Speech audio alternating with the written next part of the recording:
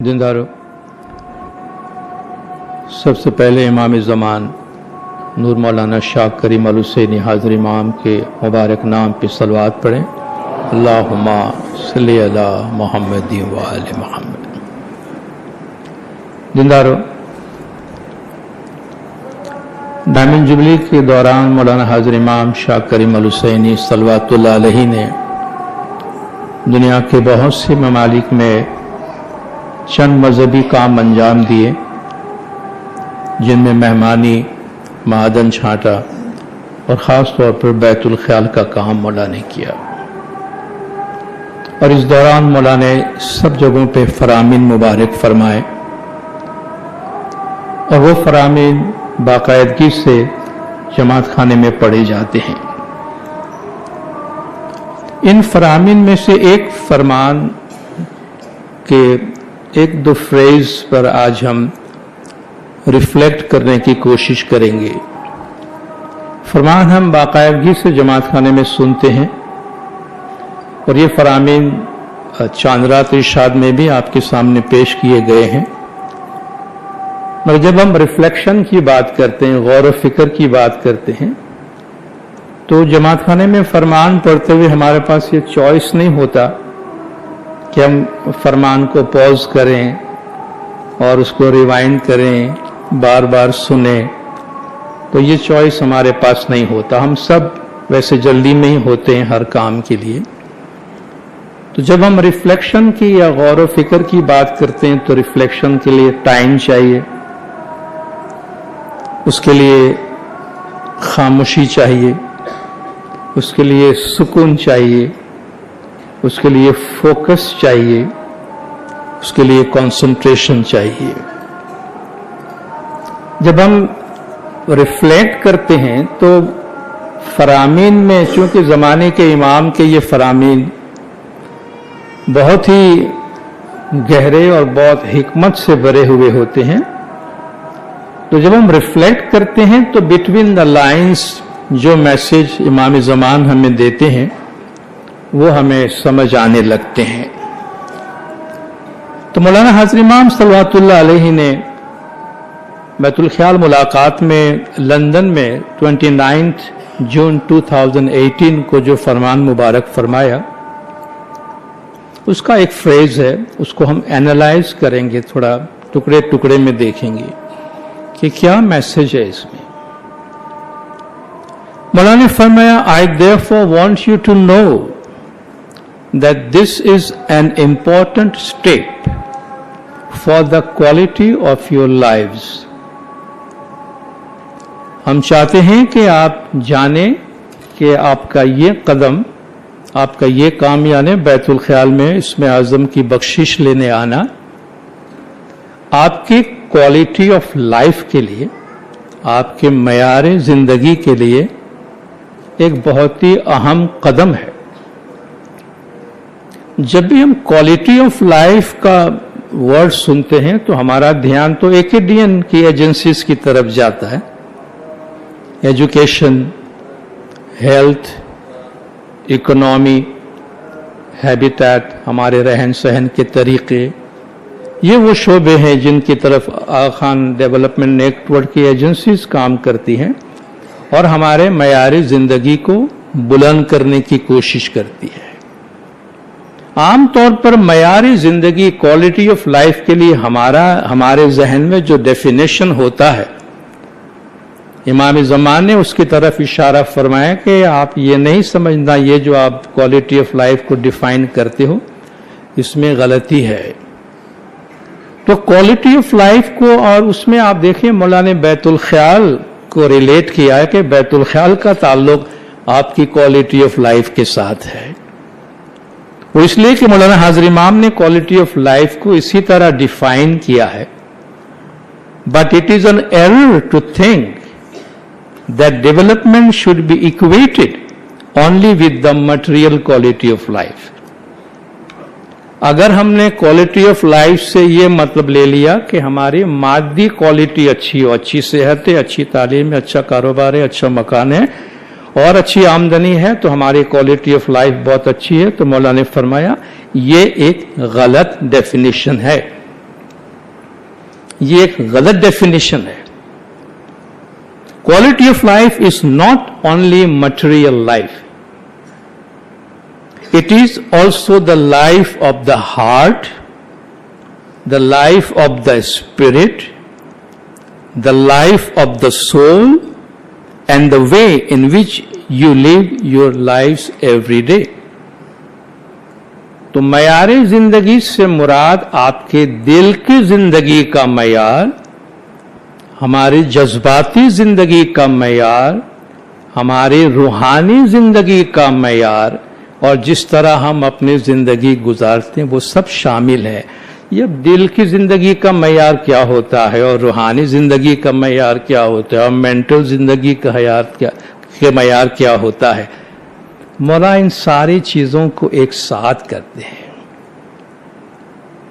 کہ جب ہم کوالٹی آف لائف کی بات کرتے ہیں تو صرف مولا فرماتے ہیں مادی کوالٹی کی طرف نہیں دیکھو، بلکہ زندگی کا بہت کم حصہ وہ ہے جو مٹیریل لائف میں ہے، بہت زیادہ حصہ ہمارے روح کی زندگی میں ہے، ہمارے تھاٹس کی زندگی میں ہے، ہمارے نفس کی زندگی میں ہے، ہمارے جذبات کی زندگی میں ہے. اس لیے مولا بیت الخیال کو ہماری اسپرچول کوالٹی آف لائف اور مینٹل کوالٹی آف لائف کے ساتھ وہاں مولا نے اٹیچ کیا ہے. آگے مولا فرماتے انشاءاللہ it will bring you peace, unity in your families, good health, and particularly مشکل آسان. یہ ساری برکات مولا بیت الخیال کے راستے سے بتا رہے ہیں کہ انشاءاللہ آپ کو اس میں سکون ملے گا، آپ کی خاندانوں میں اتحاد ہوگا، آپ کو اچھی صحت ملے گی اور انشاءاللہ آپ کی مشکل آسان ہوگی. آف کورس پیس کی بات ہے تو پیس کا تعلق انسان کے دل سے. اللہ تبارک و تعالیٰ قرآن میں ہماری کریشن کی بات کرتا ہے تو اللہ جب باڈی کی بات کرتا ہے اللہ تعالیٰ فرماتا ہے انسان کو ہم نے مٹی سے بنایا، تراب سے بنایا، طین سے بنایا، مگر ساتھ ساتھ فرمایا نفخت فیہ من روحی، اس میں نے روح ڈالی ہے. خلقکم من نفس واحدۃ، ہم نے تمہیں ایک نفس سے پیدا کیا ہے، ہم نے تمہیں دل دیا ہے. اچھا قرآن میں جو قلب کا ورڈ یوز ہوا ہے، ہم نے آپ کو قلب دیا ہے، جس کا اردو میں ترجمہ عام طور پہ ہم دل کرتے ہیں، امراض قلب، دل کی بیماری. تو آپ کارڈیولوجیکل پرابلم میں ہم قلب، امراض قلب یوز کرتے ہیں، مگر قرآن میں قلب جس دل کے معنی میں استعمال ہوا ہے وہ انسان کے مائنڈ اور عقل کے معنی میں استعمال ہوا. جیسے اللہ نے فرمایا لہم قلوب لا یفقہون بہا، ان کے قلب ہیں مگر وہ سوچتے نہیں ہیں. تو اب دیکھیں سوچنا ذہن کا کام ہے. اللہ فرماتا ہے ان کو ہم نے قلب دیے ہیں مگر یہ سوچتے نہیں ہیں، تو یہ انٹلیکٹ کا کام ہے. اور اللہ نے جب قرآن شریف میں پیس کی بات کی ہے، سکون کی بات کی ہے، اطمینان کی بات کی ہے، تو اس میں ہمارے جسمانی لائف کا کوئی ذکر نہیں ہے. الا بذکر اللہ تطمئن القلوب، اللہ کے ذکر سے قلوب کو سکون ملتا ہے، دل کو سکون ملتا ہے، ذہن کو سکون ملتا ہے.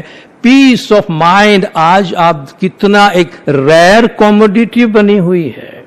ساری دنیا پیس پیس پیس آف مائنڈ کی بات کرتی ہے اور پیس آف مائنڈ کی طرف ایسے بھاگ رہی ہے جیسے کوئی کوموڈیٹی ہے جو ہم خریدنے کے لیے بھاگ رہے ہیں، ہمارے ہاتھ میں آ نہیں رہے، بڑی مہنگی ہو گئی ہے.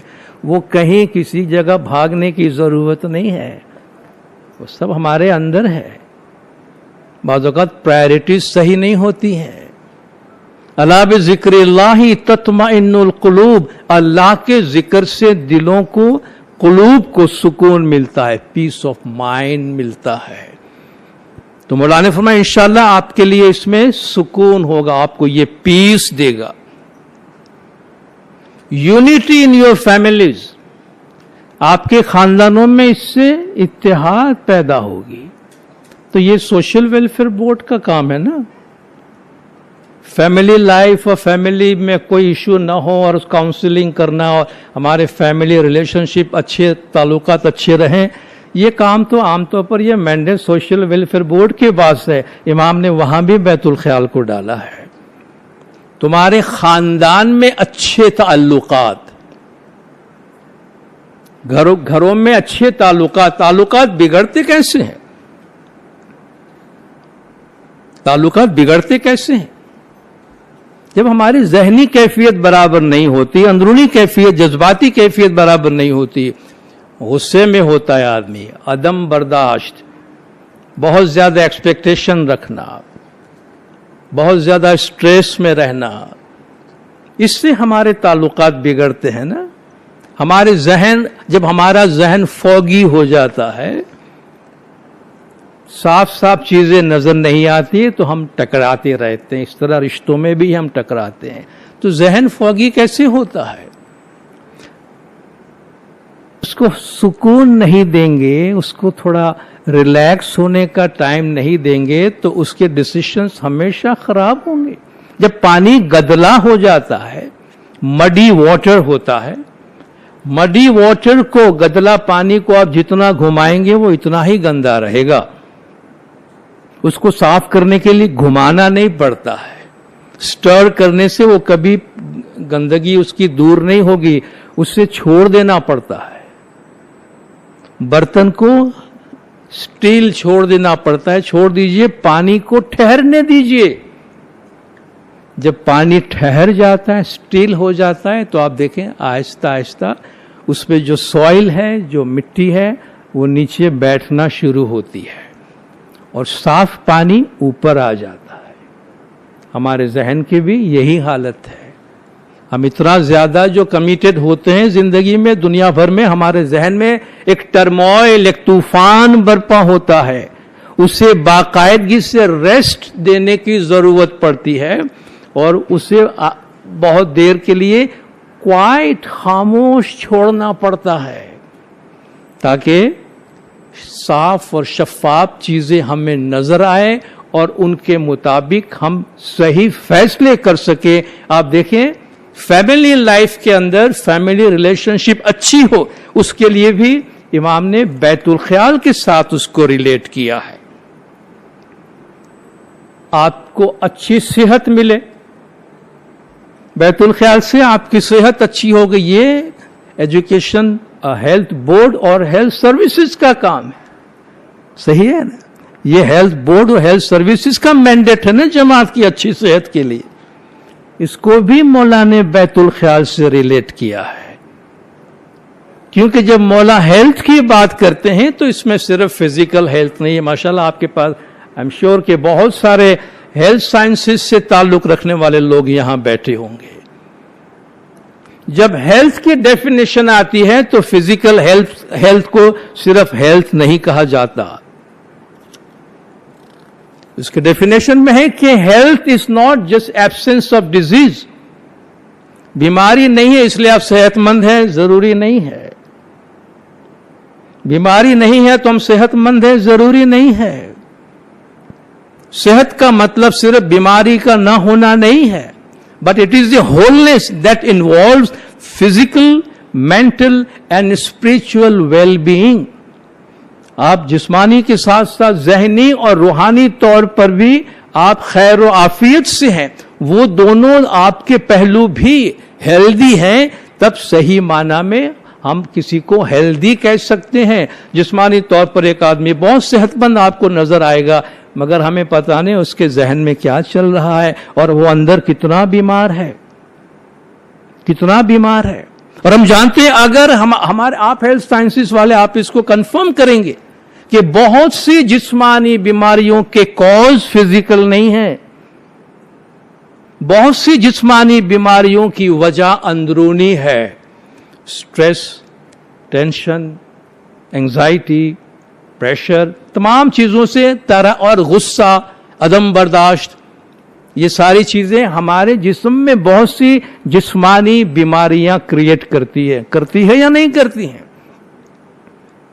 इसका मतलब यह है कि अगर अंदर की दुनिया पुरसुकून है, सेहतमंद है, تو کافی حد تک ہماری باہر کی دنیا یعنی جسمانی صحت جو ہے وہ بھی بہتر رہے گی. آپ دیکھیں مولانا حاضر امام نے ہیلتھ کے ساتھ بھی اس کو ریلیٹ کیا ہے, اور اچھی روحانی اور اچھی ذہنی صحت کے بغیر جسمانی اچھی صحت کبھی بھی ممکن نہیں ہے. اور صحت کوئی انسٹنٹلی ہونے والی چیز نہیں ہے. انسٹنٹ کافی بن جاتی, انسٹنٹ ہیلتھ جیسی کوئی چیز نہیں ہے, اوور نائٹ ہیلتھ جیسی کوئی چیز نہیں ہے. ہیلتھ کو آپ ڈیولپ کرتے ہیں, بچہ پیدا ہوتا ہے اس وقت سے, بلکہ بچہ پیدا نہیں ہوا اس سے پہلے سے ہم اس کی ہیلتھ کی کیئر کرتے ہیں, کھانے پینے کی اور ویکسینیشن اور ایکسرسائز اور ہر طرح کی چیزوں سے پروٹیکٹ کرتے ہیں, تب جا کے ہیلتھ ڈیولپ ہوتی ہے. اگر ہمارے فزیکل ہیلتھ کو اتنے سارے پہلو سے دھیان رکھنے کی ضرورت پڑتی ہے تو مینٹل ہیلتھ اور اسپرچول ہیلتھ کے لیے کیا وہ انسٹنٹلی آ جاتے ہیں؟ وہ خود بخود آسمان سے آ جائیں گے ہمارے پاس؟ نہیں. جو پرنسپلز ہمارے جسمانی صحت پہ لاگو پڑتے ہیں وہی پرنسپلز دیکھ بھال کی, خیال کی, ورزش کی, ہر چیز کی ہمارے اسپرچول اور ہمارے مینٹل صحت پر بھی لاگو پڑتی ہے, اور وہ بھی ہمارا اتنا ہی اٹینشن چاہتی ہے. تو ہمیں اس تینوں پہلوؤں کی طرف دھیان دینے کی ضرورت ہے. آگے مولا فرماتے ہیں پرٹیکولرلی مشکل آسان, کہ یہ آپ کے مشکلات کے آسان کرنے کی جانب بھی ایک بہت اہم قدم ہے. مشکل آسان کا مطلب یہ ہرگز نہیں ہے کہ زیرو مشکل, ہمارے سامنے کوئی تکلیف کوئی مشکلات نہیں ہوگی. مولا نے فرمایا ہماری تمام تر دعا و برکات کے باوجود دنیا سے مشکلات دور نہیں ہو سکتی ہیں, تو پھر بیت الخیال ہمارے مشکلات کو آسان کیسے کرتی ہیں؟ اگر ہمارے پاس مشکل کو برداشت کرنے کی ہمت اور حوصلہ اور کریج زیادہ ہے تو مشکل چھوٹی ہو جاتی ہے. اگر ہمارے پاس سہارا کم ہے, ہمت کم ہے, طاقت کم ہے تو مشکل بڑی نظر آتی ہے. یہ پیارا سا شعر آپ سنتے ہیں نا, یہ مت کہو خدا سے کہ میری مشکلیں بڑی ہیں, یہ مت کہو خدا سے کہ میری مشکلیں بڑی ہیں, یہ مشکلوں سے کہہ دو میرا خدا بڑا ہے. دیکھیے کتنا فرق پڑ جاتا ہے. ہم جب اپنے اندر جب ہم فکر میں ہوتے ہیں, وریز میں ہوتے ہیں, کیا ہوگا کیا ہوگا کیا ہوگا, وریز ہمیشہ ہم اپنے آپ سے بات کرتے ہیں. فکر میں, وریز میں ہم ہمیشہ اپنے آپ سے بات کرتے ہیں کہ ہمارے پاس اس مشکل کا کوئی حل نہیں ہے کہ ہمارا کیا ہوگا.